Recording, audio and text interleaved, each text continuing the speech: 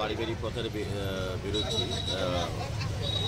যতটা বাড়িতে যাচ্ছি প্রত্যেকটা মানুষ আমাদেরকে আশীর্বাদ করছেন এবং এই ব্যাপারে আমি নিশ্চিত যেটা আমাদের সভানেত্রী উত্তর প্রদেশ মহিলা মোর্চা প্রাক্তন বিধায়িকা চিন্তা করেছেন যে বিরোধীদের জামানত জব্দ হবে এবং এই নির্বাচনে এবার 7 রামনগরের একটা রেকর্ড হবে, যেটা সর্বকালের ব্যবধান সবথেকে বেশি হবে এবং আমাদের বিপক্ষে যিনি প্রার্থী হয়েছেন ওনার জামানত জব্দ হবে। ব্যাপক সাড়া পাচ্ছি। বিশেষ করে আমি নিজের ভোট যেমন আমি চাইছি, পাশাপাশি আমাদের পশ্চিম ত্রিপুরা লোকসভা কেন্দ্রে যিনি প্রার্থী, রাজ্যের প্রাক্তন মুখ্যমন্ত্রী, বর্তমান সাংসদ রাজ্যসভা এবং সকলের প্রিয় বিপ্লব কুমার দেবের পক্ষে ভোট চাইছি। আমরা লক্ষ্য করছি যে প্রত্যেকেই আমাদের পদ্মফুল চিনে দুটি ক্ষেত্রেই ভোটদান করবেন এবং আশীর্বাদ করবেন, কাজ করার সুযোগ দেবেন। কাজে রামনগরবাসীর কাছে আমার প্রত্যাশা এবং বিশ্বাস তারা আমাকে কাজ করার সুযোগ দেবেন।